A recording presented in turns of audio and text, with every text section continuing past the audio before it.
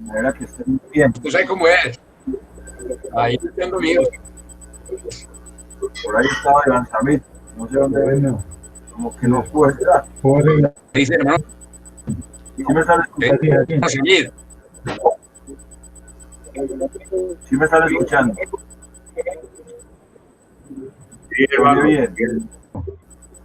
Ah, bueno. Sí, estoy bien. Uy, hermano, Me oye bien. Yo también. Estoy bien. volvieron las ¿Pues sí o qué? Sí, sí.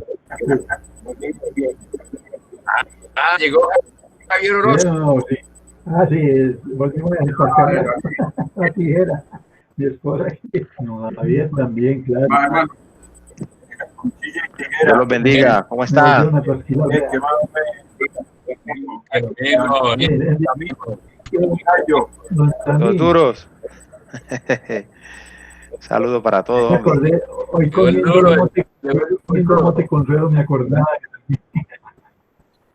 Ay, no, no diga eso. No me haga dar hambre. Comiendo mote con suero y me acordaba de Sandy. Comiendo No me haga dar mote. hambre a Puro mí. que sí, puro queso con ñame y suero. Como de consuelo. No me haga dar hambre, hombre. Y arroz de coco. Mote de queso en ayuno, no jodas. Ándale. Con arroz de coco. Con suero, hombre. Eso sí que está sabroso, vale. Verdad. Déjeme así. No me haga romper la dieta. Ok. Ay, hombre. Muy gordo. Nos pudimos reír un ratico. No, sí, hay que bajar un poquito. ¿Cómo estás? Sí, estamos subiendo bastante. Sí, señor. Nos dimos cuenta que Todos, la nos todos tiene subiendo. Yo veo muy a don Javier. Listo, En el camino Javier se mantiene en forma. Ya están acostumbrados a tomar tostada con café todas las noches. Como un roble. No va a comer tostada y café todas las noches. A mí quiere meterme en esa dieta, pero no he podido. Ay, te afeitaste. Te afeitaste, qué buen nombre. Porque estás como Castro. Ah, sí, como Castro. A ver, Ya veis, todo el hombre. me dio envidia. Ay, hombre, bendito sea Dios. Quitó la riqueza. Me dio envidia de ustedes. Vaya, ahora el hermano Nestalí que se ve peludo.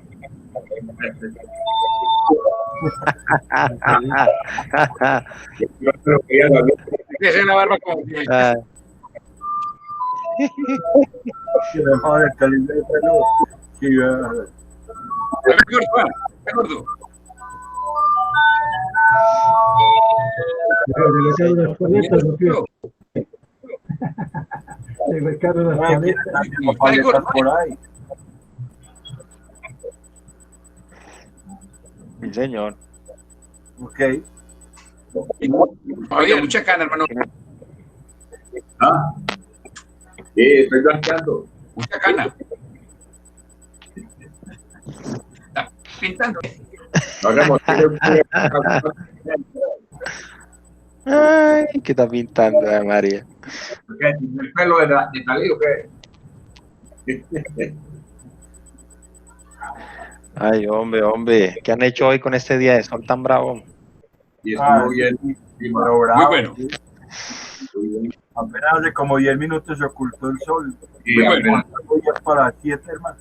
Yo estaba aterrado ya. Lo que esto parece un día de verano. ¿En dónde? Por aquí no había. Ahorita había luz del sol por ahí. Yo, pero ¿cómo así? Yo veía toda claridad. muy bonito día. Ay, Dios mío, bendito. Bueno, comenzamos. Ya vamos dejando entrar al que vaya llegando. Amén. Sí, vamos a orar. Amén. Padre, en esta noche, Señor, te damos muchas gracias por que tú eres bueno, porque tú eres grande, porque eres misericordioso, porque eres fiel, Señor. Y has demostrado todos esos atributos tuyos durante toda la existencia. Nosotros humildemente nos acercamos ante ti para suplicarte que abras nuestro entendimiento, que trabajes allí en lo más profundo de nuestro ser, para que la palabra se quede inscrita, Señor, en nuestros corazones y podamos entenderte más, podamos comprenderte más, podamos conocerte más, Señor de la gloria. Y como consecuencia de ello podamos tener una mejor relación contigo. Suplicamos esto en el nombre de nuestro Señor Jesucristo. Amén. Amén. Vamos a mirar un atributo de Dios que es la fidelidad. La fidelidad de Dios. Un atributo de Dios comunicable al hombre. Yo hablaba con el hermano Netalí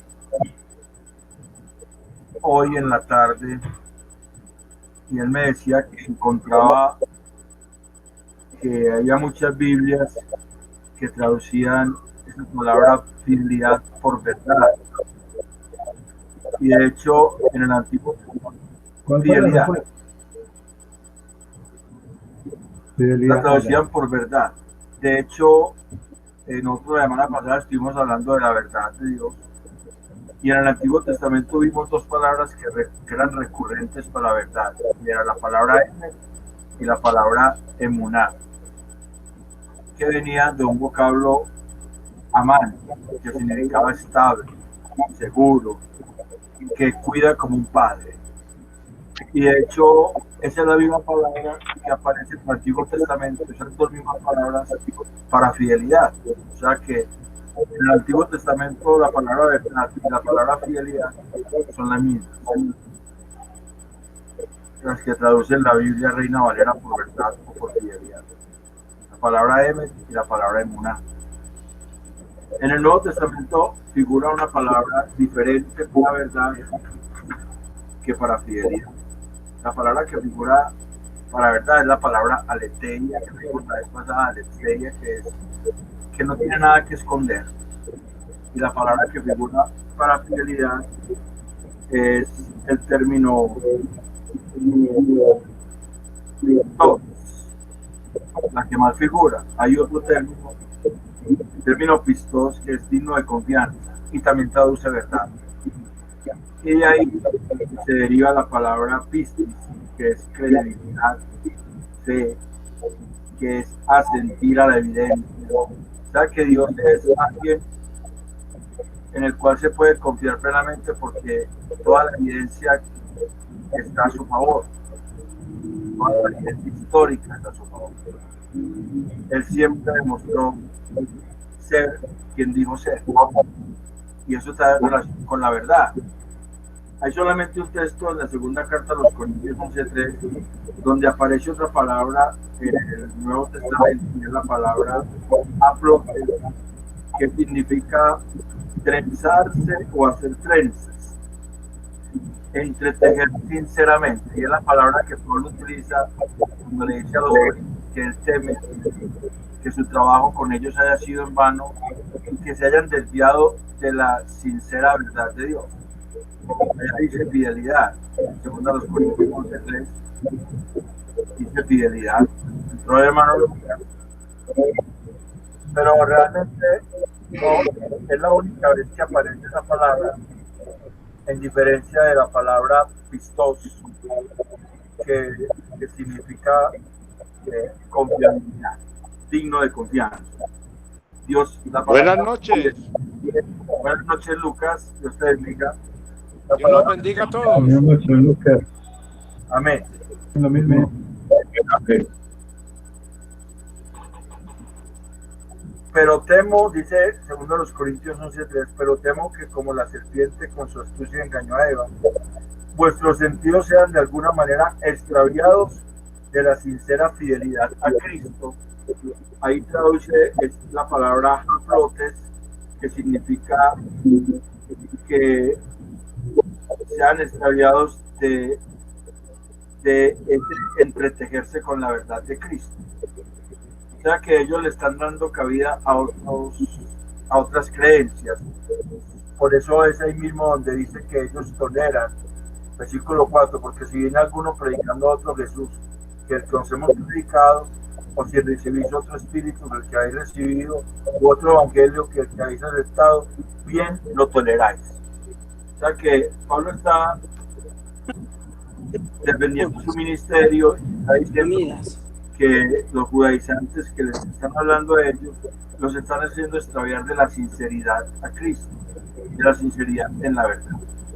Y es una palabra que utiliza por fidelidad allá, pero realmente es sinceridad. Nosotros nos vamos a basar mucho en el texto de segundo libro de Samuel 7, es el que le dije que estudiaba para hoy. Segundo libro de Samuel 7, del 1 al 24, y ese texto nos va a mostrar varias cosas con respecto a la fidelidad de Dios, entendiendo la fidelidad de Dios como la veracidad de Dios y la confiabilidad que nosotros podemos tener en Él, porque toda la evidencia ha dado de Él. O sea que va a ser en ese segundo capítulo de Samuel, segundo libro de Samuel, capítulo 7, donde vamos a mirar ciertas características de esa fidelidad y cómo nosotros, si malinterpretamos la fidelidad de Dios, podemos caer en errores muy fuertes. Entrando Carlos López, ya le estoy dando para entrar. Podemos caer en errores muy fuertes que pueden dañar nuestra relación con Dios. Y de hecho el propósito de estudiar estos atributos es que nuestra relación con Dios sea fiable, que cada vez esté más recta esa relación, que cada vez esté más en una perspectiva mejor. Entonces, compartir la pantalla para mirar esas perícopas que hay allí. Yo he dividido el capítulo en 5 perícopas, 5 partes y 5 bosquejos, y voy a compartir para que empecemos a desarrollar uno por uno y podemos intervenir obviamente, y si hay algo que no queda claro, por favor, espero que me pregunten, espero que me digan, porque no se trata de salir aquí corriendo como una maratón, sino de que esto quede claro para nosotros, porque esto es importantísimo. De la manera como yo entienda la fidelidad de Dios, me voy a relacionar con Él. Es uno de los atributos que más van a fomentar una verdadera relación con Dios. Entonces, voy a compartir pantalla, acá a presentar la pantalla, toda la pantalla.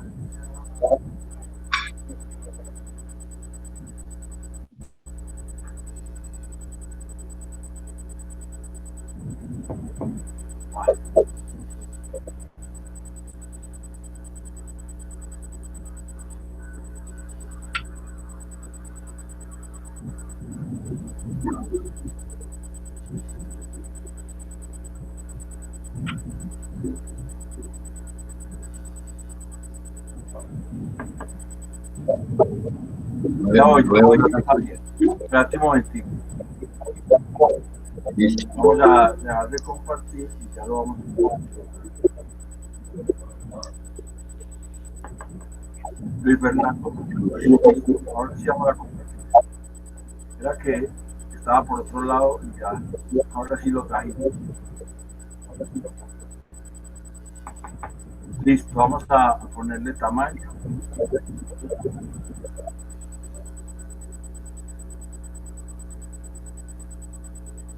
Ahí está bien. Dios les bendiga, buenas noches. Hermano Fernando, Dios te guarde. ¿Cómo estás? Bien, gracias a Dios. Bien. Estamos hablando de la fidelidad de Dios. Ya habíamos hablado de estas palabras que hay aquí, que son el término fidelidad en el Antiguo y en el Nuevo Testamento. Y vamos a a basarnos en estas 5 películas.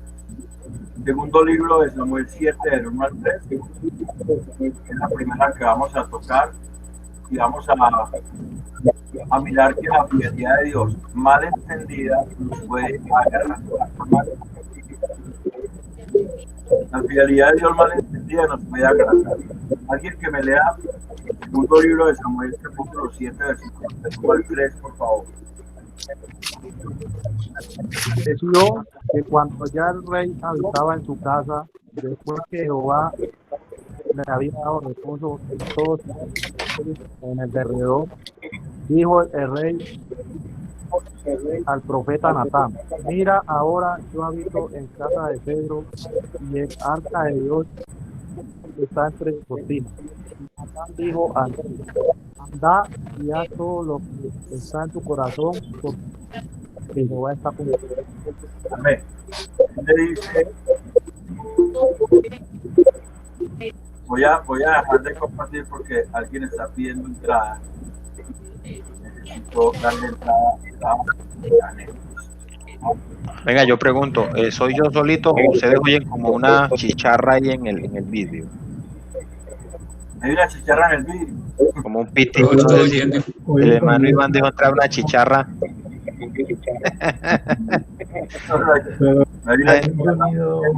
Si no cerramos los micrófonos, siempre se oye así. Debemos cerrar los micrófonos y después entonces los abrimos cuando ya terminemos la película. Vamos a trabajar así. Terminamos la película y abrimos micrófonos para hacer comentarios, para preguntar, para hablar y seguimos. Cerramos. Tenemos acá la primera porción. La acabo de leer el hermano Carlos. Y es que la fidelidad de Dios mal entendida nos puede agrandar. Primero, al producir en nosotros una falsa estabilidad. ¿Por qué hablamos de una falsa estabilidad? Porque la palabra que utiliza para reposo, ahí en el versículo 1, que dice: aconteció que cuando ya el rey habitaba en su casa, después que Jehová le había dado reposo de todos sus enemigos en derredor, o sea, ahí Dios le dio un reposo a él. Pero esa palabra reposo ahí es la palabra noach, que también puede significar dormitar o adormecer. Descansar, pero también puede ser adormecer. Entonces, puede producir en nosotros una falsa estabilidad y nosotros los establecemos en nuestros propios fundamentos.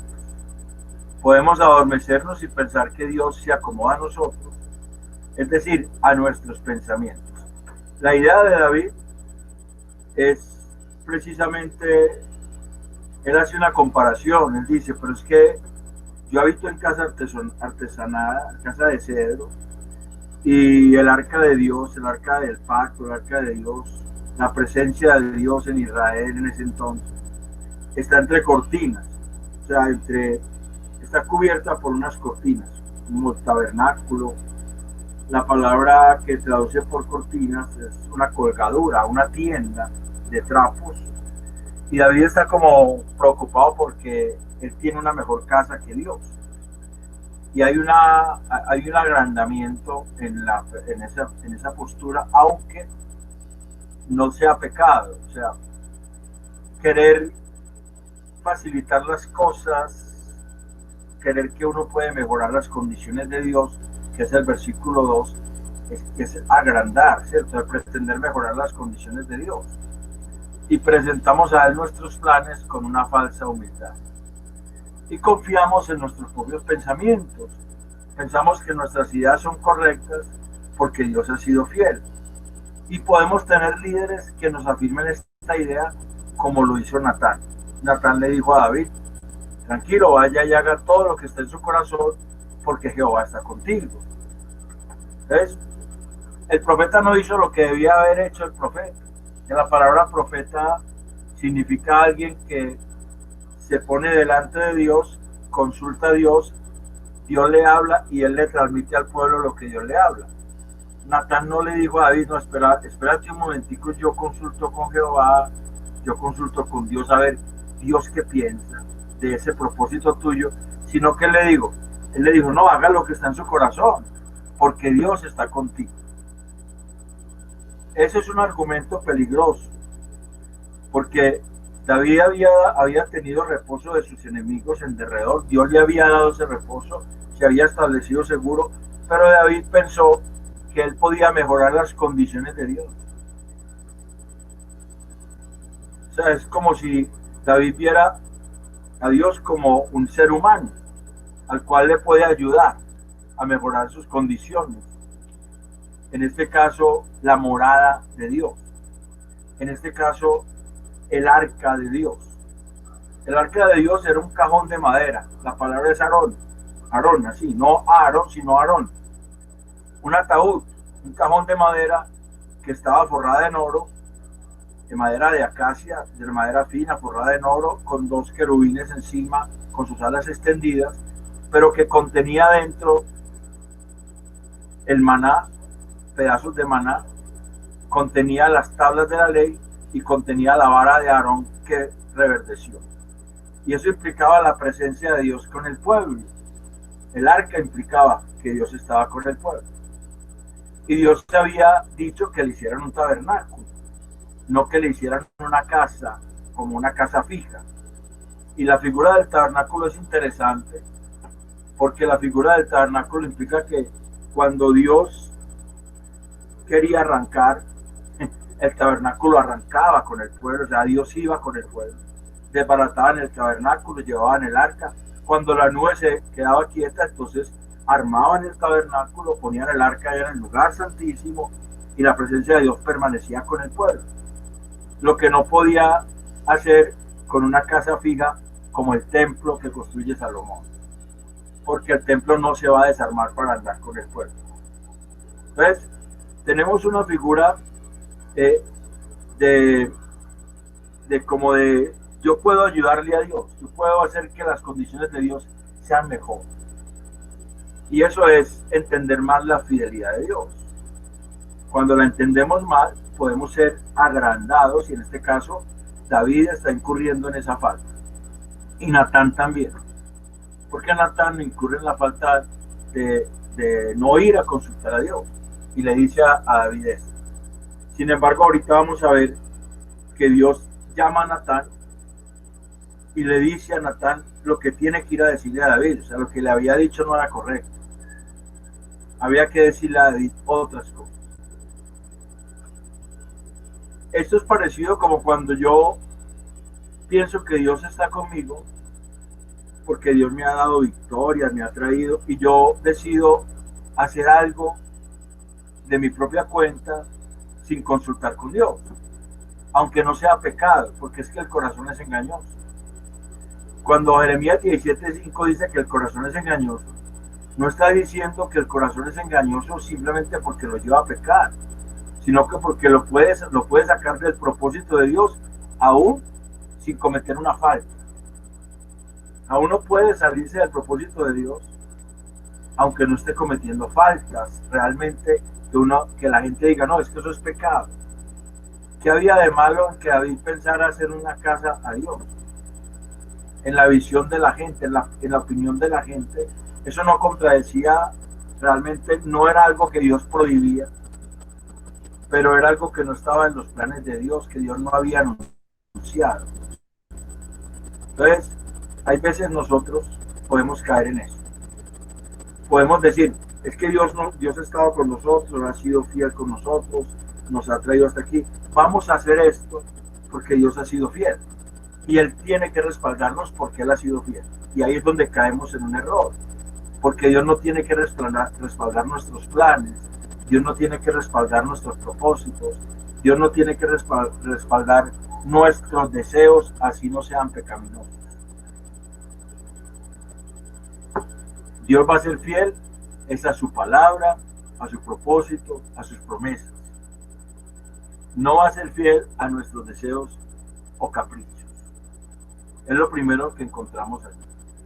Si no entendemos eso, podemos caer en agrandarnos, en creer que nosotros podemos ayudarle a Dios. Y en la Biblia se encuentran varios ejemplos de eso, de personas que han pretendido ayudarle a Dios. Uno de ellos fue ese que metió la mano en el arca. ¿Se acuerdan cómo se llamaba? Cuando llevaban el arca, que él vio que el arca como que se estaba ladeando cuando la recuperaron de los filisteos, y él metió la mano como para... ¿Eliú? ¿Eliú? Eliú. No. Hernando, Usa. Usa, pero con Z. No es United States of America. Sí, que no sea USA de todo. USA. Él quiso ayudarle también a Dios. Hombre, se va a porrear el arca. Se va a porrear, va a caer al suelo. Y Dios lo mató. Así de simple. Perdón, hermano Iván, yo estuve leyendo que iban con el arca y David había ordenado que lo llevaran y la bajaron a una carreta y la llevaron en una carreta. Y el Señor Dios había dicho que eso era para los levitas que tenían que llevar el arca y le tenían que cruzar unas varas con las argollas, con las 4 argollas y llevarla entre 4 al hombro. Y entonces David, por acosarse en ese sentido, corrió a bajar el arca rápido y lo bajaron una carreta. Entonces se iba a caer el arca, es lo que yo leí. Sí, y entonces él mandó la mano el que para uno de los que llevaba la carreta, se trató de resbalar, entonces él mandó la mano al arca y Dios lo mató en ese mismo momento. sí. Sí, porque Eso es lo que no, David él no era levita. Y en segundo lugar, no era no era la manera de cargar el arca. Y en tercer lugar, no había que meter la mano ahí. Porque el arca era muy santo, tan santo que los filisteos se la robaron y les causó tantos problemas que por eso la devolvieron. Entonces, cuando queremos ayudarle al propósito de Dios, nosotros ayudarle en nuestros planes, podemos meternos en problemas ante la fidelidad de Dios, porque Él no es fiel a nuestros planes. Él no ha dicho que es fiel a los planes del hombre. Él es fiel a su propósito, a su palabra, a sus promesas, pero nunca ha dicho que es fiel a los planes del hombre. Que el hombre puede decir, voy a hacer esto y que Dios lo va a respaldar. Él nunca ha dicho eso. Entonces, ese era el concepto que tenía David en ese momento. Que Dios le había dado victoria y reposo de sus enemigos. Y estaba muy reposado, muy tranquilo, que él pensó que Dios estaba como obligado, o como que Dios nos iba a enojar, o como que Dios iba a respaldar sus planes. Así Dios no hubiese dicho eso. Nosotros tenemos que tener mucho cuidado cuando vamos a hacer algo, porque Dios no nos tiene que respaldar a nosotros. Dios va a respaldar es lo que Él ha dicho, no nuestros pensamientos. siempre tiene que ir adelante la voluntad de Dios. Por eso, la voluntad de Dios, pero es que la voluntad de Dios no es tan fácil de distinguir en ciertos momentos, hermano Javier. Pongamos el caso de que usted o alguien pueda tener varias opciones de empleo, por ejemplo. Todos empleos correctos, todos empleos honestos, honorables, y usted decide tomar uno de esos empleos porque a usted le parece que es el mejor, desde su óptica humana. Y resulta que usted firma, va, cuando el primer mes le dicen le pago la mitad y le quedo viendo la otra mitad y empieza a tener problemas de eso, y usted tiene que decir, bueno, el Señor como que no me respaldó. ¿Y por qué Dios no me respaldó? Usted le preguntó a Dios cuál era el empleo que usted tenía que coger, que Él quería que usted cogiera. Usted se metió en oración y le preguntó a Dios que le hiciera saber cuál de esos empleos que Él quería que usted cogiera, porque ese empleo no era solamente para usted, sino para que llevara gloria a Dios. Que la voluntad de Dios siempre tiene que estar destinada en llevar gloria a Dios. Siempre va a buscar que Dios sea exaltado. Eso ya lo vimos cuando vimos la soberanía de Dios. Que Dios sea exaltado, que Dios sea reconocido, que su poder sea evidenciado. ¿Ves? Ahí es donde uno necesita lo que David hizo después. Más adelante vamos a ver qué hizo David. Pero en este momento David toma una decisión sin consultar con Dios y Natán también le respalda esa decisión sin consultar con Dios. Entonces, la fidelidad de Dios no la podemos cuestionar cuando la entendemos mal y Dios nos ve como un poquito agrandados. Entonces, ¿Dios qué hace? En la segunda perícopa que vamos a mirar, vamos a ver que Dios pone a David en la perspectiva correcta. Dios lo baja del caballo y lo pone en la perspectiva correcta. Alguien, por favor, o si hay otra pregunta, porque vamos a pasar a la segunda perícopa. Si hay una pregunta en este momento, por favor, la podemos hacer. O si no, pasamos a la segunda perícopa. Iván, pues no es tanto Una intervención. Sino que es como una observación o algo que veo ahí que también le pasó a David más adelante con Betsabé, y es esos tiempos de reposo. Que mire que aquí David estaba en tiempo de reposo y reposando le dio por pensar y por creer que es una buena casa para el Señor. Lo mismo le pasó mirando a Betsabé, estando haciendo pereza allá en la terraza, le dio por ponerse a contemplar lo que no tenía que contemplar. Entonces, ese tiempo de reposo que nosotros muchas veces tenemos es un tiempo en el cual debemos ser muy vigilantes, porque en tiempos de reposo se nos pueden ocurrir muchas malas ideas. Sí, hermano, vea. La palabra nuac que yo les decía que es reposo, esa palabra también puede significar uno quedarse como adormecerse, por estar muy confiado, por estar en la zona de confort. Entonces pensar que como Dios está conmigo y las cosas van bien, Dios va a hacer lo que yo diga. Yo voy adelante y no pongo a Dios adelante. Ese es el problema. Y otro asunto acá es que hay algo que se conoce como la teología de Sión o la teología davídica, y es que David pensaba que Dios estaba con él siempre y no le aunque él hiciera cosas que no le agradaban a Dios. Natán aparece allá mismo con Betsabé. Natán es el que lo confronta porque David pensó que Dios no se había enojado y que Dios lo respaldaba. Eso se conoce como teología davídica o teología de Sión, que puede estar muy, muy ligada a esa confianza en Dios. No está malo confiar en Dios, porque Dios es fiel, pero la confianza en Dios tiene que estar mediada por que Él es soberano. Él no va a entregar su soberanía. Yo no puedo pretender que Dios haga mis planes, que Dios respalde mis planes, porque entonces ¿dónde está la soberanía de Él? Él es soberano y son sus planes los que Él va a respaldar, no los míos.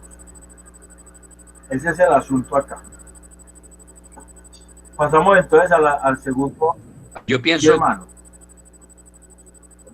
Iván, yo pienso que aquí en estos versículos, en los versículos 1 al 3, encontramos una relación muy importante entre Natán y David.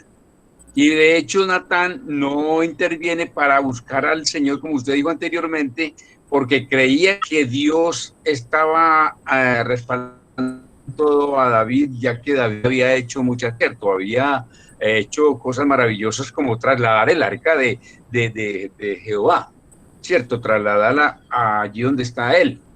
Pero eso no es siempre. O sea, usted puede hacer muchas cosas buenas todo el día y eso llevarlo a una confianza exagerada y producirle una cantidad de emociones para creerse pues que es el más especial. Entonces eso es lo que vemos aquí, que Natán cree que David tiene mucha capacidad y que por lo tanto no necesita sino estar haciendo lo que consideró. Pero David se llenó fue de emociones porque Dios no le había dicho a él que le hiciera una casa. Y entonces se llenó de esa emoción. Dijo, no, yo tengo que ser algo más importante para el Señor. A eso es donde yo veo pues en el versículos 1 al 3. Listo. Eso estamos en la misma línea. O sea, David está pensando que él tiene la capacidad de mejorar las condiciones de habitación de Dios, realmente, en este asunto. O sea, que él puede hacerlo porque es el rey y que Dios no va a tener ningún problema porque Dios querrá vivir en una mejor casa. Pero es que cuando uno ve la respuesta de Dios, del versículo 4 al 11, y alguien que me lea del 4 al 11, nos vamos a dar cuenta que Dios lo que hace es ponerlo en la perspectiva correcta, tanto a David como a Natán. Al primero que llamas a Natán. Alguien que me lea del 4 al 11, por favor. Aconteció Dice así, que vino palabra de Jehová a Natán diciendo: ve y di a mi siervo David, tú me has de Así ha dicho casa Jehová, en que yo more. Ciertamente no he habitado en casas desde el día en que saqué a los hijos de Israel de Egipto hasta hoy, sino que he andado en tiendas. Todo cuanto he andado con todos los hijos de Israel, no he hablado yo palabra alguna de las tribus de Israel a quien haya mandado a apacentar a mi pueblo Israel, diciéndome: ¿por qué no me habéis edificado, casa de cedro? Dirá: ahora pues, así ha dicho Jehová de los ejércitos, yo te tomé detrás de las ovejas para que fueses príncipe sobre mi pueblo, sobre Israel. ¿Hasta dónde me dijo? Al 11. Versículo 11. Y he estado contigo en cuanto ha pasado y delante de ti, he destruido a todos tus enemigos y te he dado nombre como el nombre de los grandes en la tierra. Además, yo fijaré lugar a mi pueblo Israel, para que habite en su y nunca más sea removido, ni los inicuos me aflijan más al principio.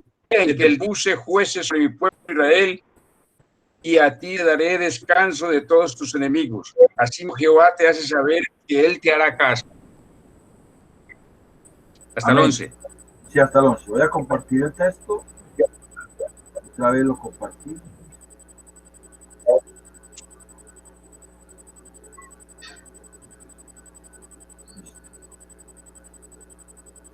Dios nos pone, Dios en su fidelidad, precisamente porque es fiel, nos pone en la perspectiva correcta.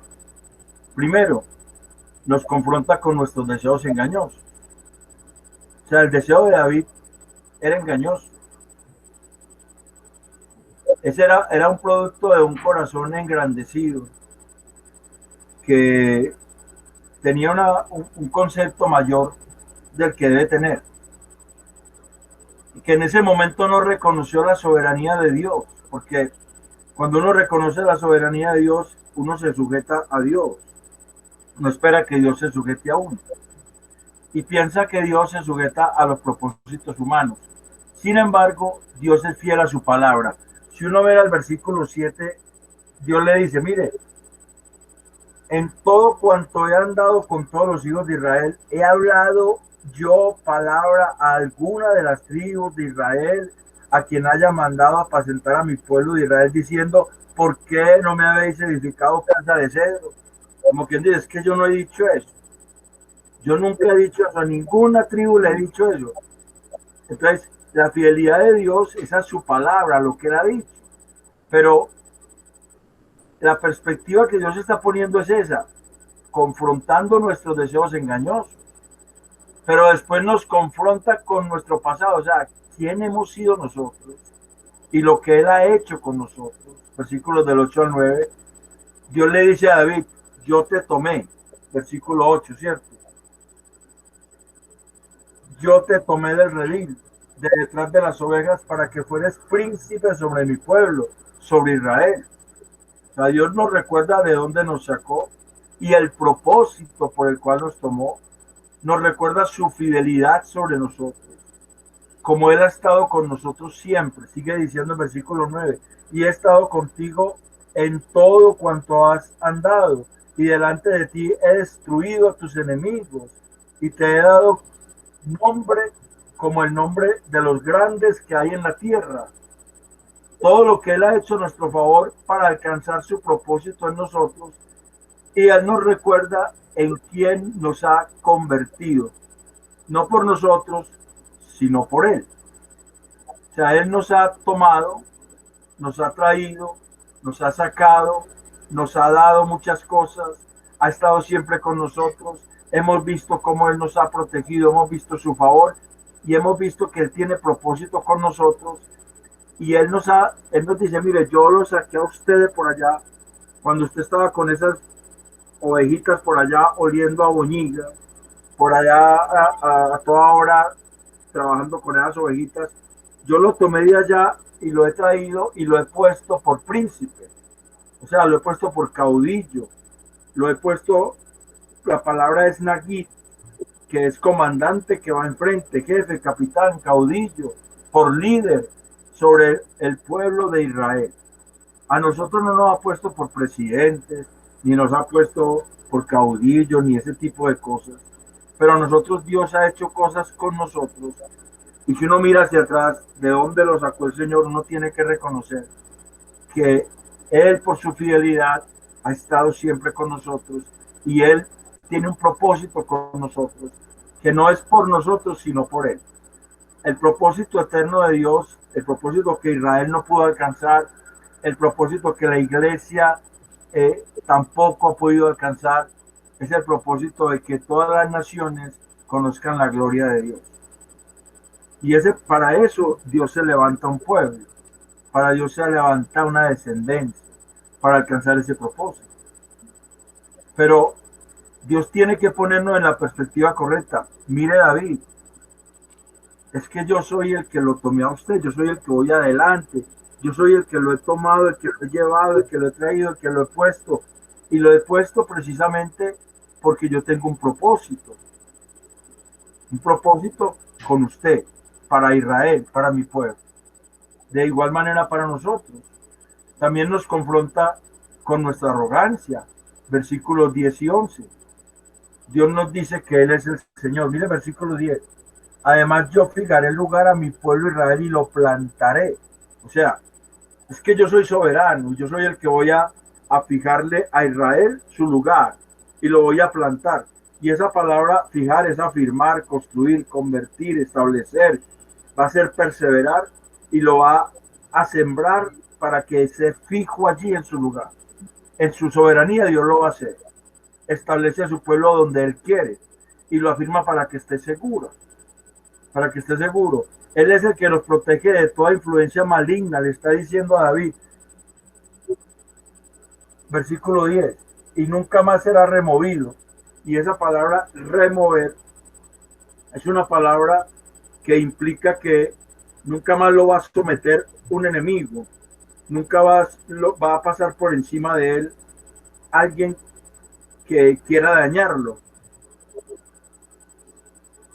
Y los inicuos no le aflijan más, como al principio, y está refiriéndose de esa aflicción que tenía el pueblo en el libro de Jueces. Mire que dice el versículo 12, desde el día en que puse jueces sobre mi pueblo Israel. O sea que no va a pasar la aflicción, el temor a los enemigos que lo hacían morir del miedo. La palabra afligir es menospreciar, intimidar, abatir, someter. Y la palabra remover es temblar de miedo, que lo hacían temblar de miedo y por eso ellos no tenían fuerzas contra los enemigos, porque resulta que en el libro de Jueces, realmente ahí se mienta el libro de Jueces en el versículo 11, y en el libro de Jueces, al principio del libro de Jueces hay algo muy interesante. En Jueces 2:10 dice, y toda aquella generación también fue reunida a sus padres, y se levantó después de ellos otra generación que no conocía a Jehová, ni la obra que él había hecho por Israel. O sea, después de que murió Josué y los ancianos que estaban con él, de los cuales Dios dio testimonio que le habían servido a él, se levantó una generación que no conoció al Dios de Israel. Y por eso Dios afligió con enemigos que los hicieron temblar de miedo y que los hacían a toda hora intimidar y someter. Y Dios le está diciendo a David, mire, es que yo voy a plantar al pueblo de tal manera que esos enemigos no los sometan ni los hagan temblar de miedo, y le voy a dar seguridad de ellos. Y además yo le voy a construir casa. Dios nos quiere construir casa a nosotros, y eso está en los evangelios. En Juan 14:2, el Señor Jesucristo dijo, yo voy a preparar lugar para que vosotros estéis, porque en la casa de mi Padre muchas moradas hay. Todo lo que le está diciendo David es que yo soy el que construyo, yo soy el que edifico. Usted no es el que edifica, yo soy el que edifica. Póngase en la perspectiva correcta, David. Pongámonos en la perspectiva correcta. Nuestros deseos engañosos pueden surgir de un corazón agradecido y engrandecido.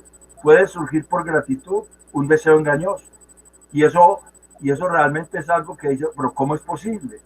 Sí, puede surgir. David estaba agradecido con Dios y por eso él pensaba construirle casa a Dios, y Dios termina diciéndole, no, yo soy el que le voy a construir una casa a usted.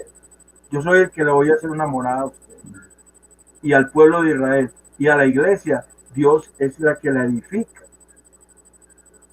Pablo sembró, Apolos regó, pero el crecimiento lo da Dios. Y la iglesia es edificada en la doctrina de los apóstoles y profetas, siendo Jesucristo la piedra angular principal, siendo Jesucristo la piedra del ángulo. En él es edificada la iglesia, y en esa casa que él construye es donde la iglesia está segura, no en las construcciones propias, no en las construcciones que hacemos nosotros. Nosotros no estamos construyendo nuestro futuro, Dios está construyendo nuestro futuro. Esa es una perspectiva correcta. Si nosotros pensamos que nosotros construimos nuestro futuro, entonces estamos despreciando la soberanía de Dios. Dios es el que construye nuestro futuro, Él es el que dirige, Él es el que va adelante. Para que las cosas puedan salir bien y salgan bien, es necesario que Él vaya adelante. A Jeremías le dijo, yo voy delante de ti como poderoso gigante. Y a Ciro le dijo, yo voy derrumbando puertas de hierro y cerrojos de bronce, desmenuzaré delante de ti. Es Dios el que va adelante construyendo camino. Nosotros podemos confundir la perspectiva, y Dios nos pone en la perspectiva correcta precisamente porque es fiel. Él no nos deja seguir en nuestros planes, sino que frena eso y nos dice, un momento, ¿quién es usted para que me construya casa a mí? Le está diciendo a David, realmente lo que le está diciendo es eso. Es que usted no se acuerda de dónde lo saqué yo. Usted no se acuerda que yo soy el que lo he puesto ahí para que usted sea el líder sobre Israel. Usted no se acuerda que es que yo soy el que voy a plantar a Israel, que yo soy el que voy a fijarle el lugar a Israel. Usted no sabe que soy yo, no es usted, David. No somos nosotros los que vamos a plantar un lugar para nosotros. Es Dios. Y nosotros necesitamos tener ese concepto claro. Él quiere edificarnos morada, y fue a edificarnos morada y lo está haciendo. El Espíritu Santo se convierte en aquel que va edificando morada. Para eso está el Espíritu Santo, para edificar esa morada, para que la dirección de Dios sea correcta en nosotros. Siempre tenemos que pensar eso.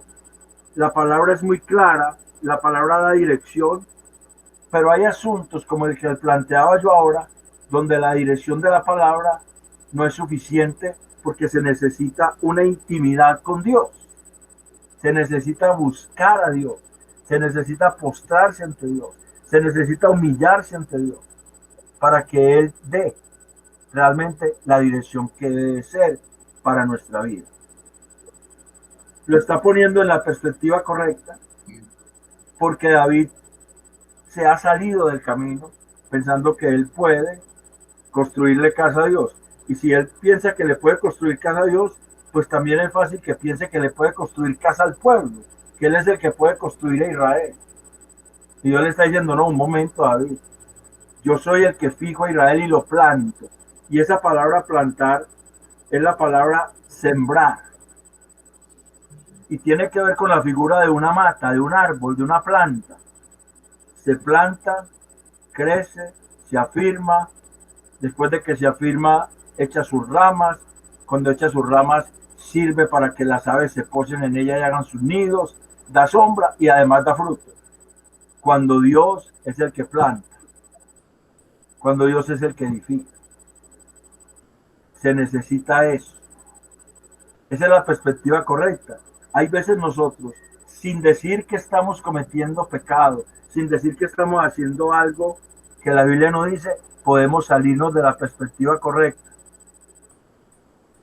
y hacer que Dios, pretender que Dios camine detrás de nuestros planes, y Él nunca va a ir atrás, Él va adelante, porque Él es el camino. Él va adelante porque Él es el que dirige. Él va adelante porque Él es el que abre paso. Él va adelante porque Él es el que pelea la batalla siempre. Nosotros necesitamos entender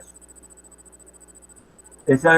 David es puesto en la perspectiva correcta, Natán también, porque Dios llama a Natán. Es que Dios no espera mucho. Esa misma noche le dice, venga a ver, Natán. Venga a ver, ¿usted qué está pensando? Está bien que David piense eso porque él no me conoce como usted. Pero usted me debe conocer a mí, porque yo lo he puesto por profeta. Yo lo he puesto para que usted sea el que hable de parte mía. ¿Y usted por qué está siguiendo los planes de David? Mire, es que son mis planes. Y le dice a David.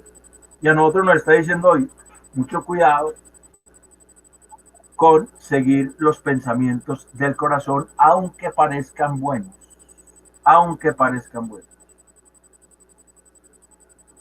La palabra es la guianza y el Espíritu Santo está precisamente para hacernos entender su guianza.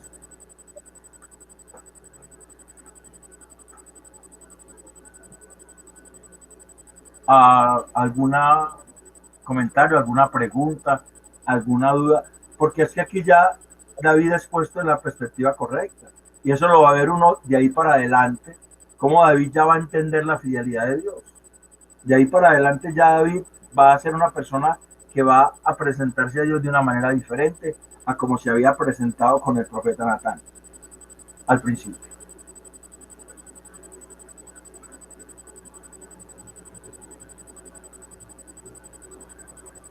Vamos, si hay alguna pregunta, alguna intervención, algo que sea necesario aclarar, por favor, algo que diga, no me queda claro esto, hermano, es que ¿cómo es posible esto? O algo así. Yo entiendo. No, Cuéntame. uno puede decir aquí, pues, desde la distancia en el tiempo con David, que bueno, él tenía al profeta Natán que le advertía, ¿cierto? Pero nosotros ahora tenemos uno más grande que el profeta Natán, y es el Espíritu Santo, que también nos advierte, que también nos guía. Entonces, es confiar más en lo que el Espíritu Santo nos guía, el Espíritu Santo realmente para nuestras decisiones, y no vivir tan independientes a veces. Como en la zona de confort, ¿cierto? Como tan reposados en la zona de confort y pensar que porque las cosas van bien, entonces no necesitamos consultar a Dios. Ese es el peligro. Pensar que porque las cosas van bien, no necesitamos consultar a Dios. Porque pensamos que entonces Dios está con nosotros porque las cosas van bien y entonces Dios se va a someter a nuestros planes. Tenemos que tener mucho cuidado con eso. Hay cosas en la... Cuéntame. ¿Alguien habló? Que nosotros tenemos que... Yo, hermano. ¿Sí me está Sí, escuchando? hágale, hermano. Sí lo oigo. Nosotros tenemos que siempre tener en cuenta a mi Dios en cualquier eventualidad que tengamos. Siempre tenemos que pensar en Él y pedirle permiso a Él para hacer un viaje o para hacer un negocio, todo eso, ¿cierto? Nunca debemos de suprimir al Señor para nada. Tenemos que estar con Él. Y como dice el hermano Fernando, que el Espíritu Santo nos redarguye de pecado, nos redarguye. Entonces tenemos que, por medio del Espíritu Santo, entender al Señor, y debemos de ser, porque Dios es celoso, Él es celoso. Y fue con David. Él nunca le dijo a David que le dedicara casa. Yo no sé, usted le podía explicar la cosa de Natán, el asunto de Natán como profeta, él, porque él le fue a decir a David que edificara casa. El Señor le había dicho a él que edificara casa, ¿cierto? Él no le Dios. dijo, Natán no le dijo, Natán no fue lo que le dijo a David, era que sí, que le parecía bien porque Dios estaba con él. Pero Natán no fue iniciativa de Natán, fue David. Pues David vino. De todas maneras hay que entender que Natán era profeta y David el rey. Y David Sí. no estaba pidiendo hacer algo contra Dios así abiertamente. Entonces también el profeta pudo ser un poco político y decir, bueno, sí, yo creo que sí, por no tener problemas con el rey. Porque de todas maneras los profetas, hubo una época en Israel y después surgió un profetismo en Israel que se llamaron profetas de la corte, donde ellos empezaron a profetizar lo que el rey quería oír y se volvieron políticos.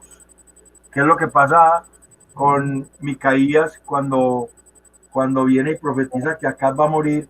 Que le dice uno de los profetas, y por dónde se fue el Espíritu de Dios de mí para irse para donde vos, porque todos le decían que fuera la batalla que iba a salir vencedor. Lo mismo que pasó con Jeremías. Todos los profetas de la corte profetizaban paz y Jeremías les dijo, no, aquí lo que va a venir es una invasión, esto lo van a destruir. Vea, tata. ¿Por qué? Porque eran profetas de la corte. Ya se había profesionalizado el oficio de profeta y ellos ganaban cierta plata con la corte. Entonces, pero Natán no es de ese tipo de profetas, sino que está como evitándose un problema y a él le parece bien. El problema de Natán fue que él debía haber consultado a Dios. Él debía haber dicho a David, yo voy a consultar a Dios y después te respondo. Pero le respondió de una, ¿cierto? No, me parece bien porque Dios está contigo. Sin embargo, Dios lo llama esa misma noche y le dice, Natán, un momento, bueno, y ahí lo que acabamos de leer, a poner la perspectiva correcta a los dos. Hay cosas en la escritura que uno dice, bueno, la voluntad de Dios es que si me resulta, yo tengo ganas de casarme y hay una muchacha muy bonita que no es creyente y hay una también bonita que es creyente, pues yo ya sé que no debo escoger a la no creyente, porque la Biblia me dice. Pero si tengo dos muchachas creyentes que son consagradas y yo estoy con ganas de casarme y las dos me parecen bonitas y no sé cuál de las dos es mi esposa, no puedo decirle a Dios como los mormones, me caso con las dos. No. Yo necesito la dirección de Dios ahí para no meter las patas, porque si mete las patas es para toda la vida. Es algo donde necesitamos esa intimidad con Dios. ¿Cuánto se nos ha olvidado a nosotros tener esa intimidad con Dios? ¿Cuánto se nos ha olvidado pasar tiempo con Dios? El versículo 18, que es el que sigue ahí, no, vamos a ir del 12 al 17, perdón, del 12 al 17 seguimos, pero en el versículo 18, David tiene una actitud muy diferente. Vamos a ir ahora a leer la porción del al 17. ¿Alguien va a preguntar? Sí, perdón. Digo, es que cuando el Señor nos bendice, a veces nos llenamos de actividades.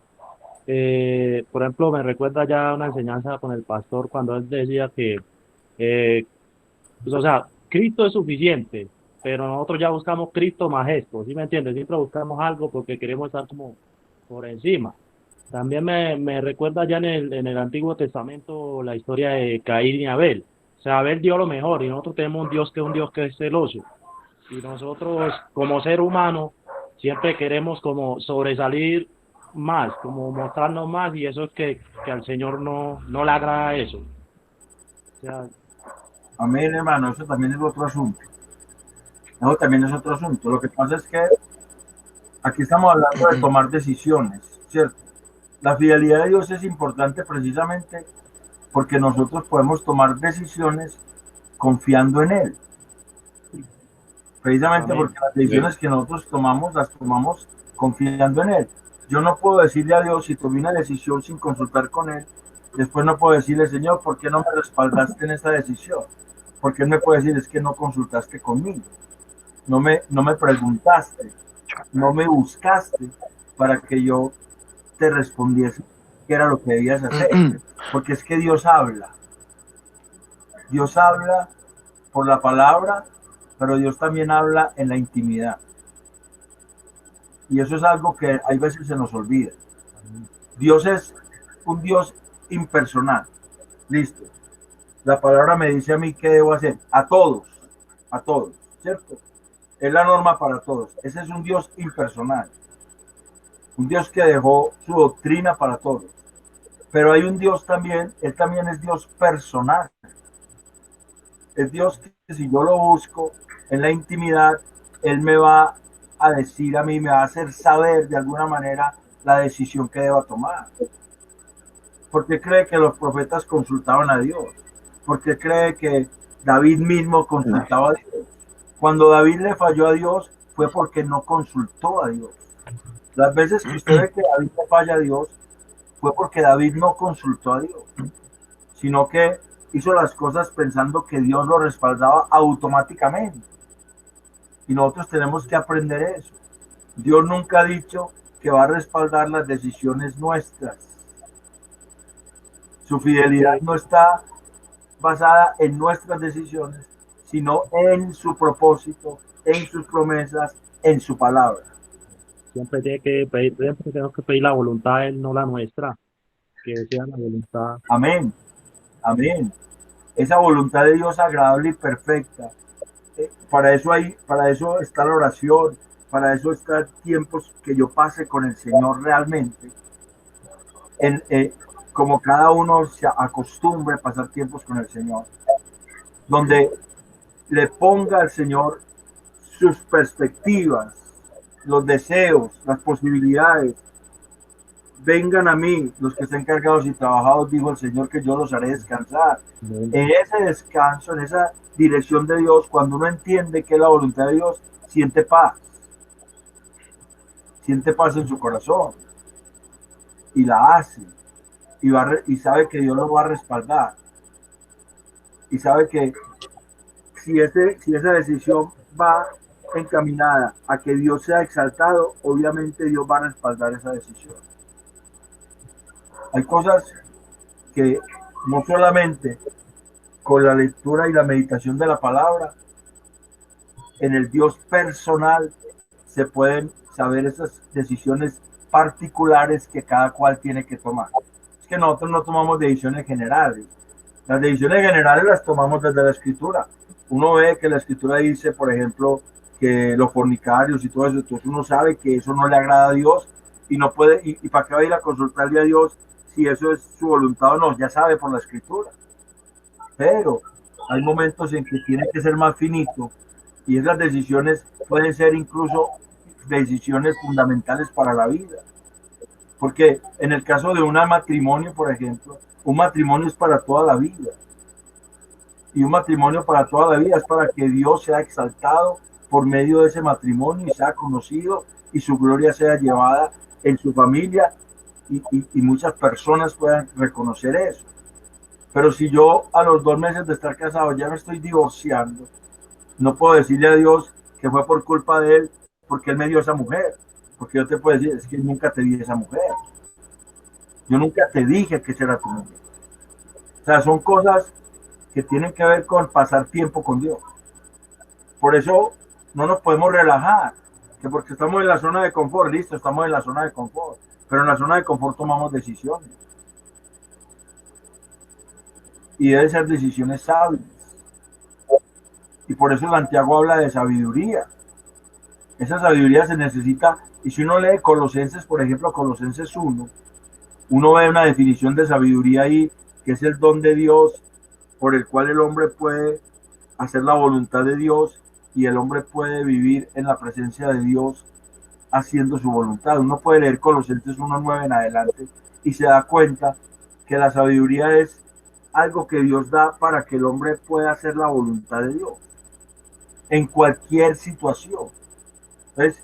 Y Santiago dice, pidámosle sabiduría a Dios, que Dios es abundante, la da abundantemente y sin reproche. Pero hay veces a nosotros nos da pereza orar en la intimidad. Hay veces nos da pereza orar en la intimidad. Puede que seamos muy buenos para orar en público, pero en la intimidad como que nos da pereza. Y ahí es donde está el asunto. Colosenses 1:9 dice, Por lo cual nosotros, desde el día que lo oímos, no cesamos de orar por vosotros y de pedir que seáis llenos del conocimiento de su voluntad en toda sabiduría e inteligencia espiritual, para que andéis como es digno del Señor, agradándole en todo, llevando fruto en toda buena obra y creciendo con el conocimiento que da Dios. Fortalecidos con el poder conforme a la potencia de su gloria, para toda paciencia y longanimidad con gozo. Y todo parte de que Pablo está orando para que la iglesia de Colosas tenga sabiduría, para que Dios le dé sabiduría y la llene de sabiduría, para que esa iglesia pueda caminar conforme a la voluntad de Dios en todo momento y pueda llevar gloria a Dios en todo momento. La sabiduría precisamente es algo fundamental para estas decisiones y hay que clamarle a Dios por ella. Dios la da abundantemente y sin reproche, pero cuando la pedimos con fe. Eso es lo que dice Santiago 1:6, ¿cierto? Eso es lo que dice. Hay veces a nosotros nos cuesta pasar tiempo con Dios. Y cuando pasamos tiempo con Dios, las decisiones que tomamos ahí son las decisiones más importantes de nuestra vida. Y nos cuesta, hay veces. La pereza, las ocupaciones, muchas cosas se pueden interponer en ese tiempo de oración personal que Dios quiere con nosotros. El Señor habló de eso. El Señor dijo que cuando nosotros fuésemos a orar, cerráramos la puerta de nuestra habitación y le dijéramos a Él en secreto, y que el Padre que ve en lo secreto nos recompensará en público. Entonces, hay veces nosotros priorizamos la oración en comunidad, que no estoy diciendo que no oremos en comunidad, pero cuando tomamos decisiones personales, nosotros necesitamos es una oración personal y relacionarnos con el Dios personal, no con el Dios impersonal, que es el que da toda la doctrina. En la Biblia está toda la doctrina. La que todo cristiano en todas partes del mundo debe conocer está aquí. Pero las decisiones particulares de cada uno aquí no están. Esas necesitan un meterse con Dios, un intimar con Dios, en la intimidad, estar con Él en la intimidad.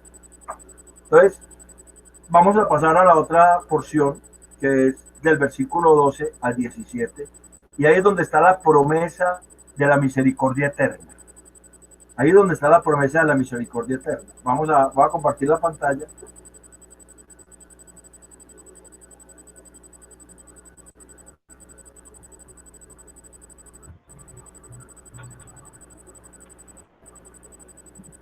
Y alguien que me lea segundo libro de Samuel 7, del 12 al 17.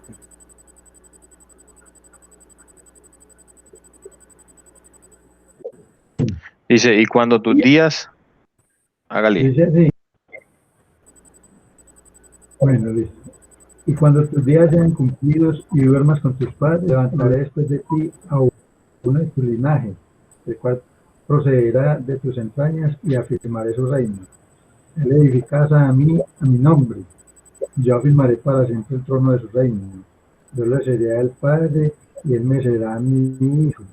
Y si él hiciere mal, yo le castigaré con vara de hombres y con azotes de hijos de hombres. Pero mi misericordia no se apartará de él, como la aparté de Saúl, al cual quité de delante de ti. Y será afirmada tu casa y tu reino para siempre, y tu trono será estable eternamente. Conforme a todas estas palabras y conforme a toda esta visión, así habló Natán a David. Amén. Hay una promesa de las misericordias firmes o las misericordias fieles a David. Hay que entender que, por ejemplo, Pablo entendió que esa promesa era en Cristo, que el personaje del cual estaba hablando Dios ahí en segundo libro de Samuel 7, del 12 al 17, no era Salomón, sino Cristo. Pablo entendió eso, y uno puede ir a Hechos 13, cuando Pablo está predicándole a la iglesia de Galacia. En Hechos 13, 33, por ejemplo, dice, desde desde el 32. Y nosotros también os anunciamos el evangelio de aquella promesa hecha a nuestros padres, la cual Dios ha cumplido a los hijos de ellos, a nosotros, resucitando a Jesús, como está escrito en el Salmo 2, mi hijo eres tú, yo te he engendrado hoy. En cuanto a que le levantó de los muertos para nunca más volver a ver corrupción, lo dijo así: os daré las misericordias fieles a David. Isaías 55:3, que surge de acá. Aquí es el primer texto en la Biblia donde encontramos esa promesa de la misericordia eterna. Entonces, nosotros entendemos que la fidelidad de Dios nos puede agrandar a que a nosotros una estabilidad vinculada con nuestros méritos, la cual nos puede llevar a pensar que nosotros podemos hacerle favores a Dios y asimismo nos hace confiar en nuestros propios pensamientos. Por lo tanto, Dios, precisamente por su fidelidad, nos pone en la perspectiva correcta con el fin de que entendamos que no somos nosotros quienes tomamos la iniciativa en la construcción de nuestras vidas, sino que es Él, quien en su fidelidad nos ha estado llevando para edificarnos completamente en su propósito. Solo hasta ese momento podemos entender verdaderamente su propósito en nosotros, para favorecernos. Entonces Dios se nos muestra eternamente fiel. El título que le he puesto a esta porción es: la fidelidad de Dios es eternamente estable. Lo primero, que en los versículos 12 y 13, Dios nos confirma su dominio estable. Ese dominio no depende de nosotros. Es que Dios le dice a David: y cuando tus días sean cumplidos y duermas con tus padres, yo levantaré después de ti a uno de tu linaje, el cual procederá de tus entrañas, y afirmaré su trono. Habla cuando haya muerto. Ya le dice: mire, usted no le va a tocar ver eso. Ese dominio no depende de usted. Pues incluso se extiende después de nuestra muerte. Ese dominio depende de Dios, el dominio eterno que Él establece, quien promete mantener en pie a uno de la descendencia, es decir, uno proveniente de la genealogía de David, a quien Dios levantará para permanecer.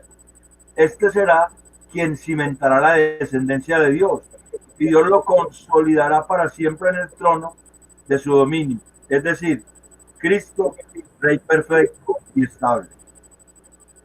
Es algo que tenemos que entender allí. Hay una promesa que incluso David pensó: bueno, mi hijo va a construir la casa, mi hijo va a ser una descendencia estable en el trono de Israel.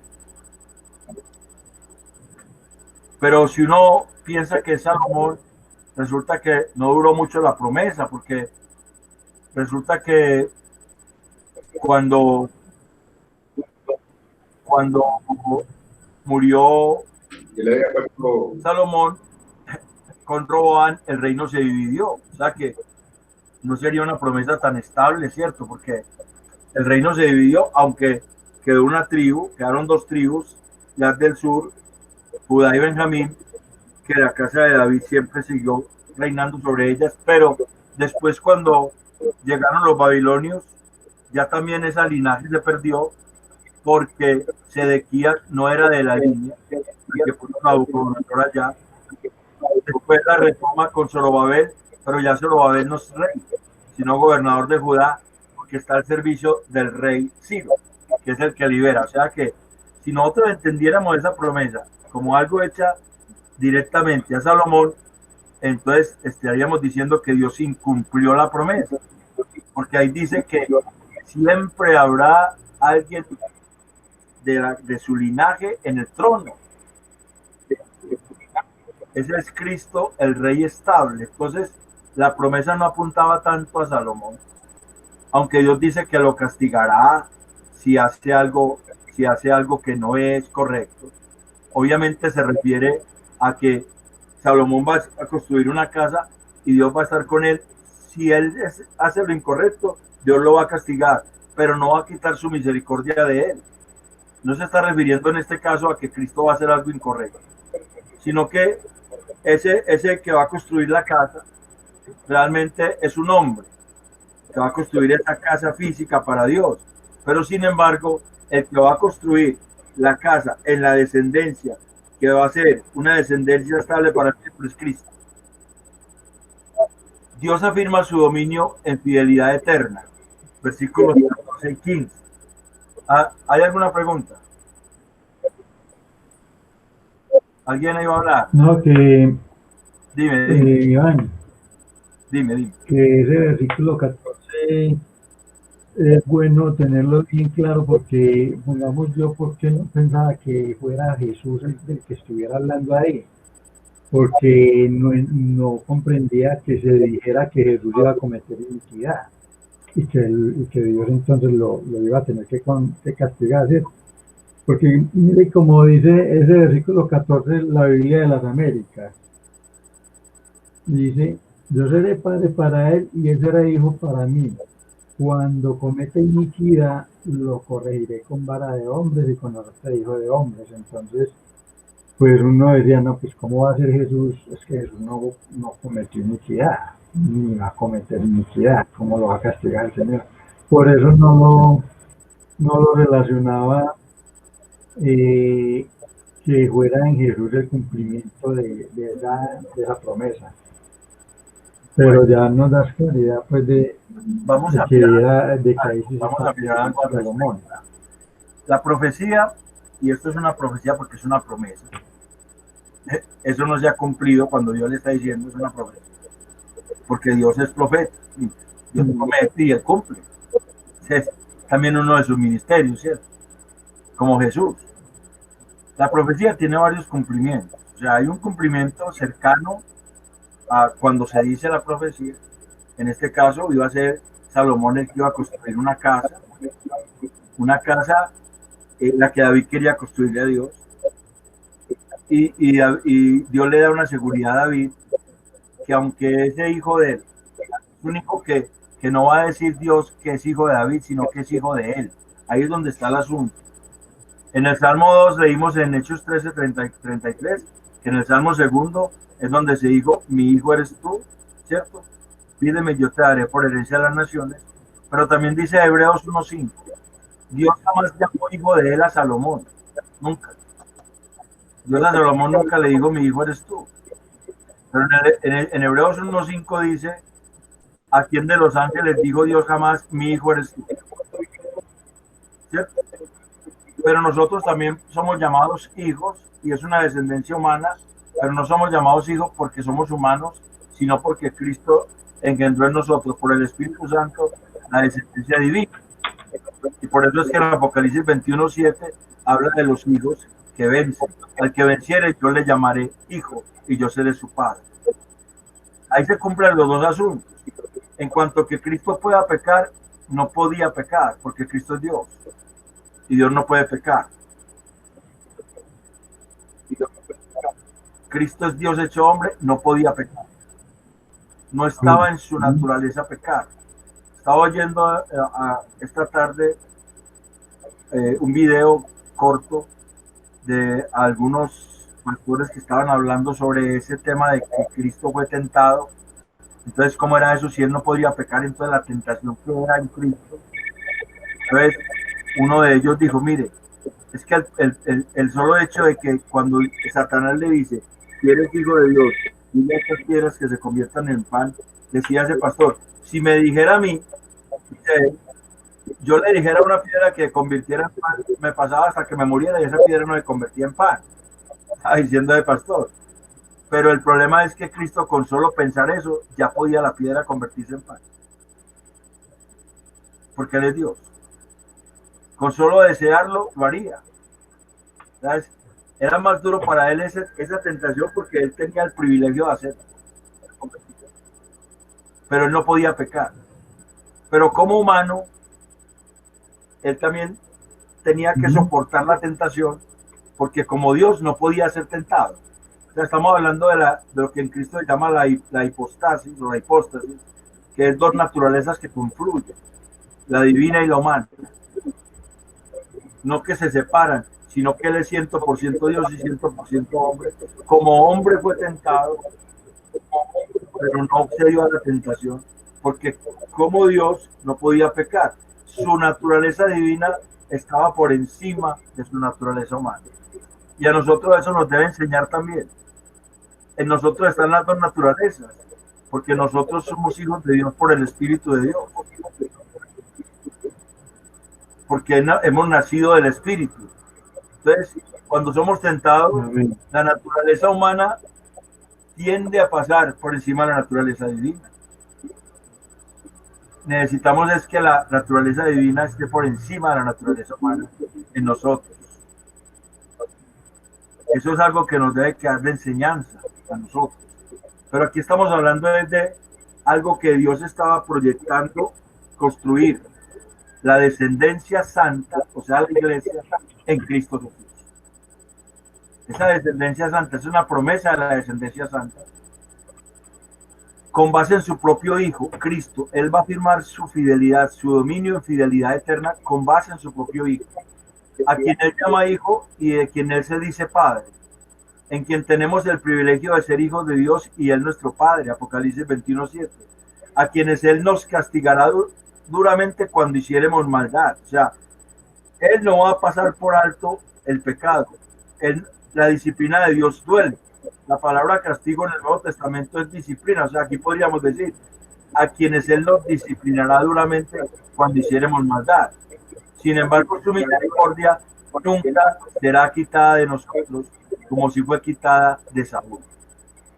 O sea, nosotros tenemos la ventaja de que si fallamos, Dios nos va a disciplinar porque Él lo dice.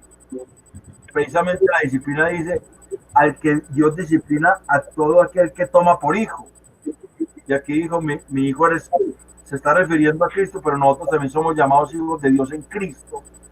Y a nosotros nos va a disciplinar cuando perseveremos en hacer la maldad. No está diciendo que cuando peque, sino cuando recurran una vida de pecado. Si alguien peca y sigue y sigue y sigue siendo hijo de Dios, Dios lo va a disciplinar y le va a dar duro. Dios va a hacer que esa persona reconozca con algo que va a pasar muy fuerte en su vida, que él se alejó de Dios y lo hace reaccionar. No está hablando de Cristo, está hablando de la descendencia también, porque esa descendencia es la que Él va a firmar. Esa descendencia es la que Él va a firmar. Cristo ya está firmado. Él va a firmar en su casa. Él va a edificar su linaje, su descendencia. La palabra casa y o linaje, la palabra linaje es la misma que utiliza en Génesis 13:15 cuando le dice a Abraham tu descendencia o tu simiente, tu semilla. Dios viene con ese propósito y va cerrando cada vez más, y eso tiene que ver con la elección, va cerrando cada vez más ese pueblo escogido. Ya lo va cerrando a alguien que viene, que sale de la descendencia genealógica de David, por el lado de José y por el lado de María. Los dos vienen de la descendencia de David. Y en esa casa de David es donde se edifica, a partir de allí, en Cristo Jesús, es donde se edifica la descendencia santa que el Señor quiere edificar. Es una promesa muy espectacular. Nosotros tenemos que saber que esa promesa a nosotros nos favorece 100%. Dios afirma su dominio con firmeza absoluta. Dios afirmará su descendencia y dominio eternamente y en verdad, aunque a simple vista no parezca así. Mire que el texto dice en el versículo 16, y será firmada tu casa y tu reino para siempre delante de tu trono, y tu trono será estable eternamente. La palabra eternamente es la palabra olam, y esa palabra viene de alam, que quiere decir velar de la vista, ocultar, hacer distante. Entonces implica que aunque no se vea a simple vista que Él está haciendo, Él lo está haciendo. Y también implica que hay un avance continuo hasta hacerse visible en la perpetuidad. Implica que esa descendencia va a ser perfeccionada y estabilizada por Dios, aunque no se vea en la vida real, aunque no la veamos, aunque nosotros veamos a un hermano que anda chueco y podamos decir, no, es que este no es hijo de Dios. Nosotros no tenemos el derecho de decir eso, porque Dios lo va a estabilizar, porque hace parte de su descendencia. Nosotros no podemos saber. Hay veces nos confundimos. Por eso no debemos de expresar esos juicios. Romanos 14:4 dice: ¿quién eres tú que juzgas al criado ajeno? Para su señor está en pie o cae, pero fiel es el Señor que le hará estar firme. Eso tiene que ver con la estabilización de una descendencia eternamente, porque la palabra olam también significa velar de la vista. Aunque no se vea, Dios está haciendo una obra que va a ir afirmando a ese que hace parte de su descendencia para que esté firme siempre delante de él. Eso es algo que tenemos que entender. ¿Cuál es la ventaja que tenemos? Que Dios no va a quitar la misericordia nunca de nosotros. Por Cristo Jesús. Nunca la va a quitar. Eso implica que su misericordia son nuevas cada mañana para con nosotros. Hablamos de la misericordia especial. No hablamos de la misericordia común o general que tiene con todos, en la cual le hace que tenga trabajo, que tenga salud, que salga el sol, que caiga lluvia. No, estamos hablando de una misericordia especial en la cual Él nos va a afirmar y nos va a afirmar en su misericordia y en su fidelidad. Gesed de Dios, que implica verdad, fidelidad, bondad, amor, misericordia. Eso traduce la palabra Gesed. Todos esos atributos Él va a estar proyectando en nosotros para afirmar. Él se ha tomado muy en serio la cuestión de nuestra salvación, la cuestión de nuestra santificación. Él se la ha tomado muy en serio. Los que no la tomamos en serio somos nosotros. Los que hay veces queremos jugar con eso somos nosotros. Dios no juega con eso. Dios se ha tomado eso muy en serio, porque hay un propósito de Dios y es establecer una descendencia fiel y firme que lleve gloria a su nombre. Ese es el propósito y esa es la iglesia. ¿Por qué la iglesia no ha podido cumplir el propósito? Por lo mismo de Israel. Israel no pudo porque Israel no conoció la gracia. Israel en cuanto a la ley trató de cumplir una ley que no podía cumplir. Los que creyeron a Dios, ellos pudieron hacer una diferencia, y están en Hebreos 11, unos personajes ahí que por fe ellos le creyeron a Dios, siguieron con Dios y Dios fue haciendo a través de ellos varias cosas y mostrando su gloria. Pero ¿por qué la iglesia no lo hace? Porque la iglesia todavía no ha podido entender realmente muchos atributos de Dios que tienen que hacer parte de la vida de la iglesia, que tienen que hacerse parte. Si los entiende, entonces clama a Dios para que se formen, porque no se van a formar por mérito humano, porque el Espíritu Santo los va a formar a través de la fe y del conocimiento. Pero necesitamos conocer verdaderamente esos atributos para poder nosotros entonces estar seguros realmente de que Dios nos va a llevar de gloria en gloria, como vimos la semana pasada. Él nos va a transformar, Él mismo va con nosotros en la transformación para hacernos a su imagen. Él lo ha prometido. Para eso queda, ¿cuál es el recurso? La misericordia eterna, la misericordia firme, la misericordia fiel, porque nunca van a fallar. O sea, Dios nunca nos va a dejar. Volvemos al atributo de la simpleza de Dios, que es no comunicable. Dios ha decidido amar siempre a la iglesia por Cristo, en Cristo, así como decidió amar a Esaú, no, a Jacob. A Esaú lo decidió aborrecer. Y por eso es que Malaquías dice: porque yo no cambio, vosotros no habéis sido consumidos, hijos de Jacob. Porque Dios no ha cambiado el deseo de bendecirnos. Y para eso, ¿qué se provee? Misericordia eterna. Se provee algo que se llama misericordia eterna. Y la misericordia está por encima del juicio, según dice Santiago. La misericordia está por encima del juicio. En lugar de ejecutar juicio con nosotros, Él ya lo ejecutó en Cristo. ¿Por qué? Por la misericordia eterna. Cristo ganó esa misericordia eterna para nosotros. Él la ganó para nosotros. Amén. Y nosotros podemos confiar entonces que en nosotros la misericordia de Dios son eternas. Y nos va siempre a levantar cuando nosotros le fallemos. porque es que Él sabe que le vamos a fallar. Hernando en estos días, ayer creo que fue, puso en el WhatsApp algo muy chévere que decía, Cristo sabía que Pedro lo iba a negar, Dios sabía que David le iba a fallar, un montón de cosas. Cuando le falles a Dios, no pienses que Dios te dejó, Dios ya sabía que le ibas a fallar, Dios ya sabe que le vamos a fallar, pero Él precisamente se va a mostrar Dios fiel a través de nosotros, levantándonos y llevándonos y formando esa descendencia eterna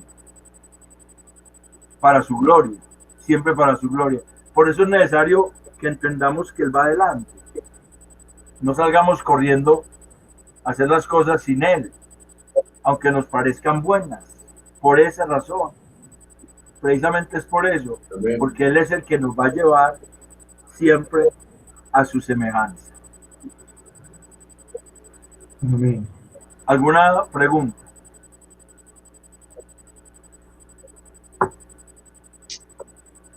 La duda que se plantea es por lo que dijo Hernando, porque uno dice ahí, es que si él fallare o si tiene maldad yo lo castigaré. Obviamente está hablando en este caso de la descendencia, pero también está hablando de Salomón. Salomón se la tomó en serio, Salomón edificó casa. Es más, David ya se toma, cuando David conoce esto, se produce algo en David muy especial, que quiero que miremos, que es lo que sí. Algo que no había al principio, ahora se produce en él. Vamos a mirar.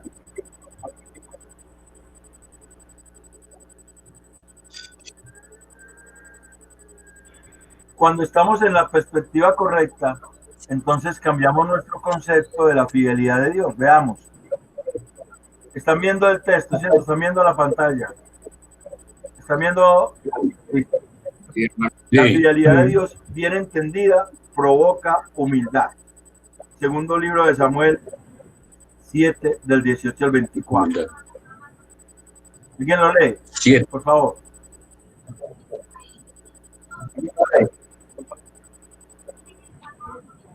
Y entró el rey David y se puso delante de Jehová y dijo: Señor Jehová, ¿quién soy yo y qué es mi casa para que tú me hayas traído hasta aquí?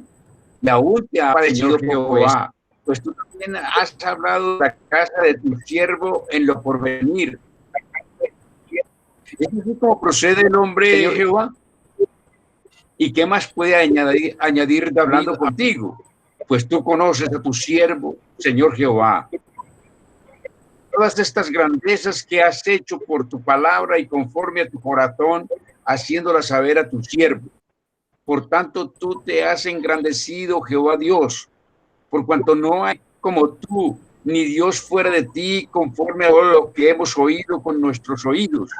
¿Y quién como tu pueblo, como Israel, nació un singular en la tierra? Porque fue Dios para rescatarlo por pueblo suyo y para ponerle nombre y para hacer grandezas a su favor y obras terribles a tu tierra, por amor de tu pueblo que rescataste para ti de Egipto, de las naciones y de tus dioses, porque tú estableciste a tu pueblo Israel por pueblo tuyo para siempre, y tú, oh Jehová, fuiste a ellos por Dios. 24. Listo, 24. Gracias, hermano Nestalí. La fidelidad de Dios bien entendida provoca humildad o produce humildad. Primero, reconocemos su obra en nosotros, pero cuando nos postramos en su presencia.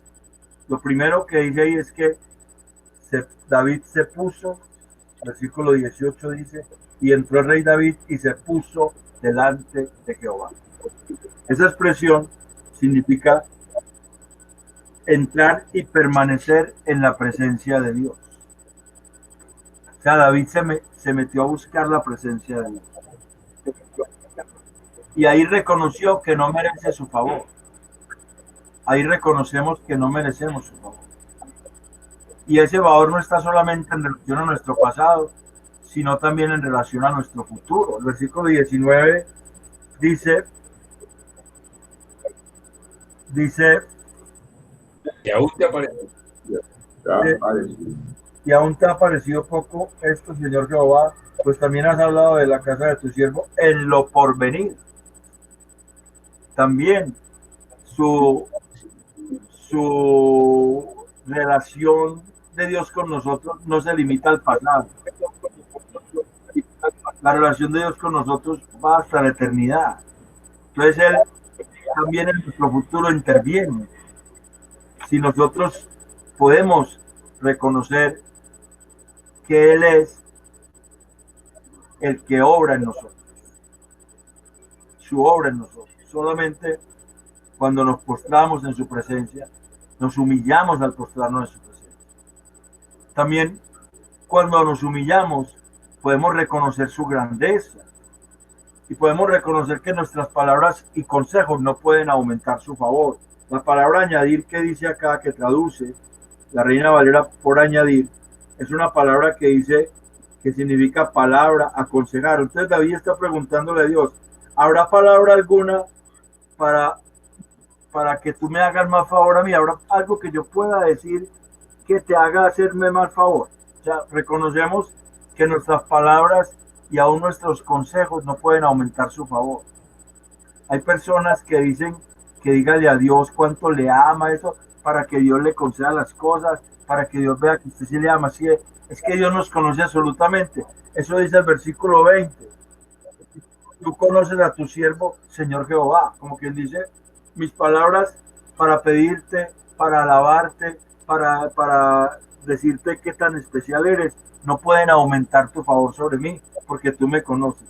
No estoy diciendo que no alabemos a Dios, sino que el propósito de alabar a Dios no es que Dios nos dé cosas, no es que Dios nos aumente cosas, porque Él nos conoce a nosotros y Él sabe cuál es el propósito que tiene y Él lo va a dirigir. Es una manera, como David está diciendo, mire, aunque yo diga muchas palabras, Señor, que te halaguen y todo eso, no va a hacer que tú me aumentes tu favor, porque tú me conoces. Como quien dice, tú eres inmanipulable, yo no te puedo manipular. Y eso es humillarse delante de Dios. Y reconocemos que Él ha cumplido su palabra en nosotros, pues Él ha hecho todas las grandes obras y nos ha hecho testigos de ellas. Es decir, somos testigos de su obra en nosotros. Reconocemos también que Él es el único capaz de hacer siempre lo que promete, porque Él es el único Dios, porque ha hecho en nosotros lo que habíamos oído de Él. Lo que nos prometió hizo, lo que nos ha prometido, Él va a cumplir. ¿Por qué? Porque Él es fiel. Cuando ya entendemos la perspectiva correcta, su fidelidad eterna, entendemos que esa fidelidad nos debe humillar ante Él. Lo contrario del principio, que esa mal entender la fidelidad de Dios nos hacía arrogantes ante Él. Ahora cuando la entendemos bien, nos hace humildes. Al reconocer su obra en nosotros, al reconocer su grandeza y reconocemos que somos su pertenencia. Nos vemos como su pueblo al cual Él rescató. Pues lo liberó porque lo había apartado para Él. Pues Él peleó por su pueblo y prevaleció con Él, con el pueblo. Él debe llevar tilde. Perdón que se me escapó. Y prevaleció con Él. Nos vemos como el pueblo al cual Él honró. Mire lo que dice el versículo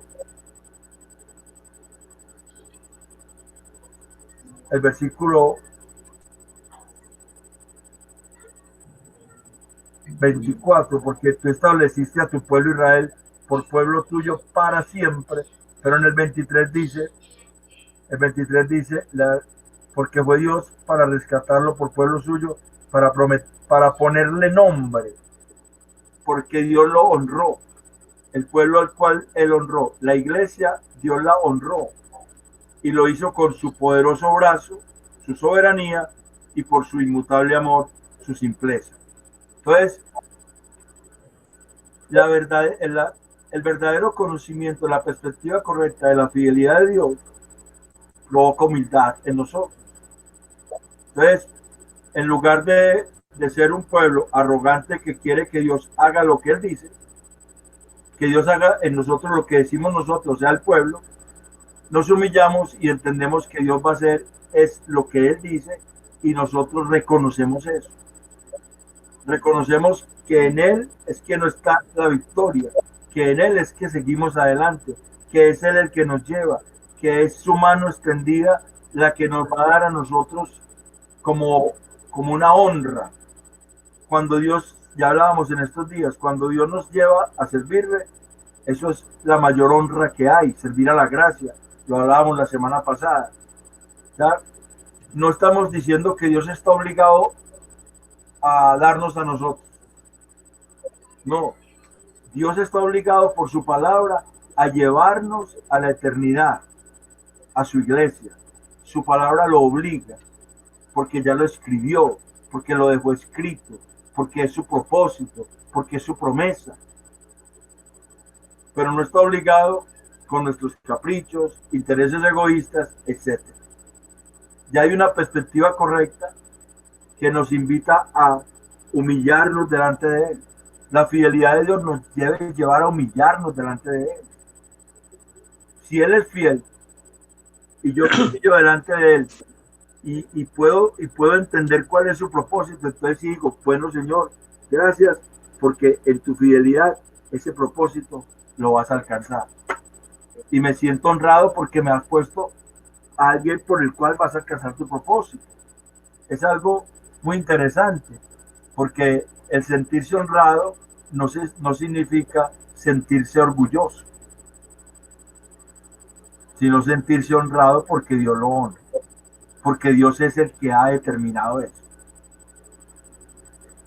La fidelidad de Dios es algo que, si nosotros la entendemos bien, va a llevar mucho fruto para nuestra vida, el entenderla bien.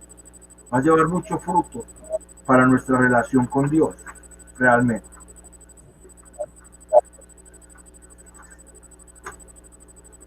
Algo se nos queda pendiente o pues en este aspecto para que entremos a la última porción que es del 25 al 29. Si hay algo que haya que aclarar, si yo les dije, si ustedes tienen algo me preguntan por favor. Seguimos entonces. ¿Algún comentario o algo que digamos? Entonces sigamos porque de todas maneras está como tardecito, son las 8:42. Tratemos de seguir para terminar, porque es un capítulo que aunque son 29 versículos, siempre es como largo. Después de habernos humillado ante nuestro Dios, al reconocer que su fidelidad ha sido amplia en nosotros, podemos seguir adelante con esperanza, pues la fidelidad de Dios es nuestra confianza. Ya podemos confiar en su fidelidad. Su fidelidad entonces afianza nuestra fe. La palabra fidelidad y la palabra fe vienen de la misma raíz, de la raíz de que es verdad, de que es seguro, de que es fiel, de la misma raíz viene, de la estabilidad. La fe es algo que está fundada en la verdad. Nuestra fe no tiene que estar fundada en nuestros conceptos, sino en la verdad de Dios. Y la fidelidad también. Entonces, es nuestra confianza, ¿por qué? Porque cuando entendemos su propósito, tenemos esperanza. Pues Él ha prometido engrandecer su nombre perpetuamente. Y lo quiere hacer por medio de su descendencia santa, iglesia, pues Él es Dios sobre ella. Él es Dios sobre la iglesia.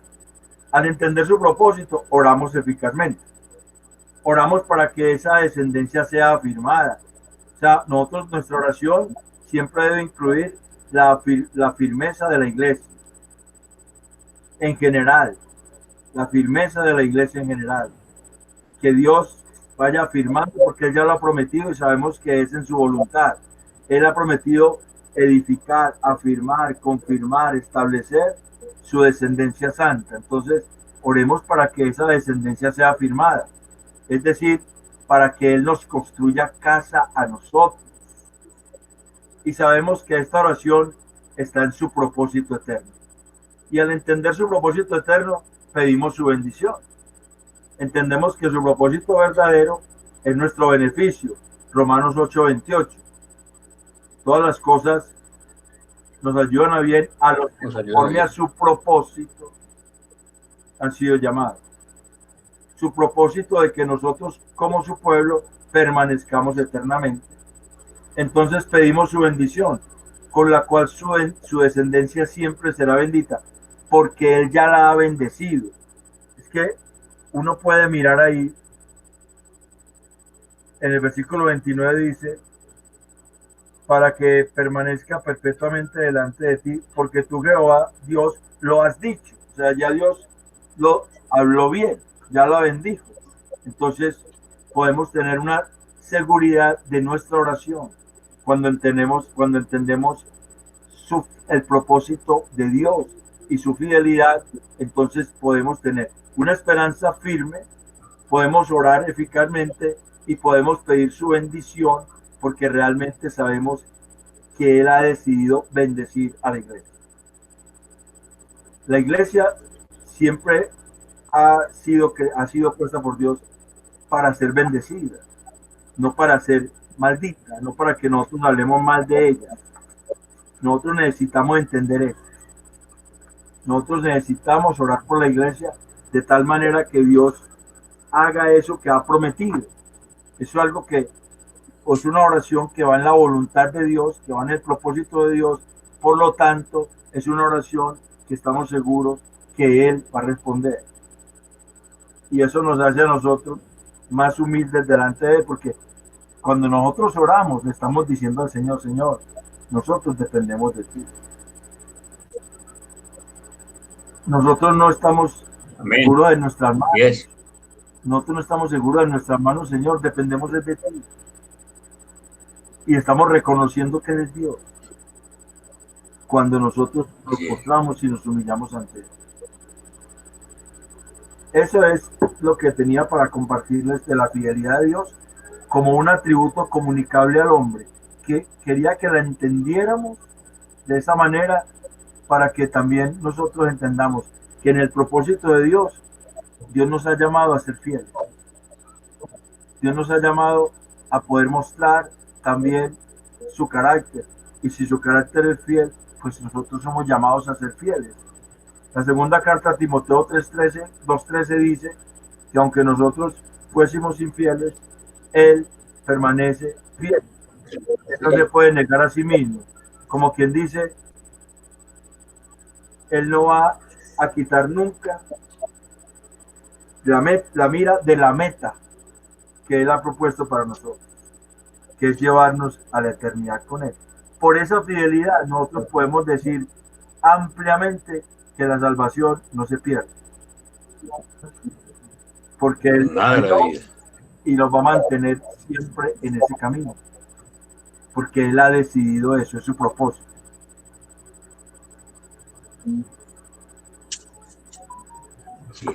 ¿Alguna pregunta? ¿Algo que sea necesario aclarar? O si no, pues oramos para que seamos despedidos y ya la próxima semana empezamos a trabajar esos atributos de Dios que están en el fruto del Espíritu Santo. Nosotros ya vimos el amor, entonces no vamos a trabajar el amor, sino que empezamos con el gozo. ¿Recuerda de Gálatas 22? Mas el fruto del Espíritu es amor, gozo, paz, fe, paciencia, bondad, benignidad, templanza, mansedumbre. Contra tales cosas no hay ley. Vamos a empezar a estudiar ese fruto del Espíritu Santo y cómo ese fruto se relaciona con todos esos atributos que hemos visto. Se relaciona, todo eso está muy relacionado, incluso los atributos comunicables están relacionados con los no comunicables. La fidelidad de Dios está relacionada con la simpleza de Dios, que es un atributo no comunicable.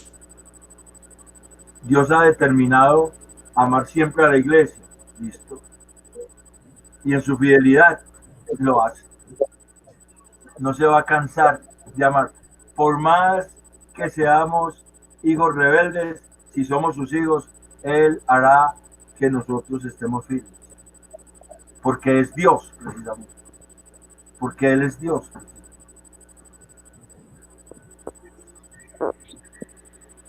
Soberano, fiel, todopoderoso, misericordioso que tiene misericordia eterna para nosotros. Eso nos debe llevar a nosotros a tener un gozo espectacular. Saber que nosotros somos objeto de Dios de esa manera, que somos vistos por Dios de esa manera. Eso debe producir un gozo en nosotros espectacular. El conocer a Dios debe producir más gozo en nosotros. Porque sabemos que Él es nuestra vida, como dice Colosenses, que dice, cuando Él nuestra vida se manifiesta. Dice primera de Juan, creo, cuando Él nuestra vida se manifiesta. O sea, Él realmente es el que le da sentido a toda la existencia. Y lo va a llevar a que nosotros lo podamos disfrutar cada vez. Por eso yo hablo de disfrutar la salvación. La salvación no es una carga pesada, la gracia no es una carga pesada. La gracia es Mi yugo es fácil y ligera mi carga. La gracia no es una carga pesada. La gracia es precisamente el poder disfrutar de todos estos atributos de Dios en la salvación, realmente como Dios quiere. Y eso no implica que el creyente entonces se vaya a ir al pecado, ¿no? Porque se va a ir al pecado. Si antes la gracia lo sostiene. La gracia lo sostiene firme. Es algo espectacular. Algo que uno humanamente como que no alcanza como a entender bien, pero es algo que en la Biblia está muy claro. ¿Alguna pregunta, algún comentario o alguien que nos quiera despedir en oración, hermanos? Porque ya está como tardecito, pues para los que se acuestan temprano.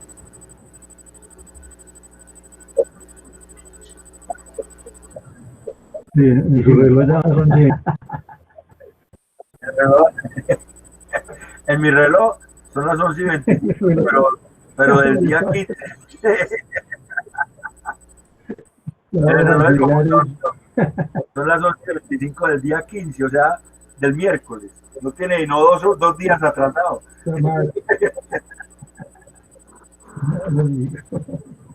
Por eso, hermanos, entonces, si quedamos aquí que si quiera despedirnos en oración, bendiciones, deseenos bendiciones a todos, por favor. Bueno, hermano. Amén. Padre Santo, gracias te damos esta noche, Señor, por tu amor, por tus bendiciones, Señor, por tu misericordia. Gracias, Señor, porque tú has cuidado de nosotros, Señor, porque tú sigues siendo fiel, Señor, a tus promesas, a lo que nos prometes en tu palabra, Señor, a pesar de nuestras debilidades, a pesar de nuestros pecados, de nuestra indiferencia, a pesar de ser tan rebeldes como somos, Padre Santo. Gracias porque la fidelidad es perfecta, Señor. Gracias porque nos gozamos en ella, porque podemos, a través de que la vamos entendiendo y entendiendo tus atributos, Señor, podemos afianzarnos más en el conocimiento, en el amor, en la entrega, en el servicio a ti, Señor. Permite que esta palabra, Señor, vaya cabida en nuestros corazones, que la atesoremos, que la valoremos y que la pongamos por obra en nuestras vidas, Padre Santo. Gracias por la dedicación, el amor, el tiempo que el hermano Iván dedica para preparar estas clases. Gracias por darle tu conocimiento y tanta sabiduría de tu palabra, Padre Santo. Gracias por todos mis hermanos acá presentes, hoy también, Señor. Te alabamos, te bendecimos, Señor, en nombre de tu Hijo amado Jesús. Amén. Amén. Dios les bendiga. Amén. Que Dios los bendiga, hermano. Amén. Dios les bendiga. A todos. Amén. Les bendiga a todos. No,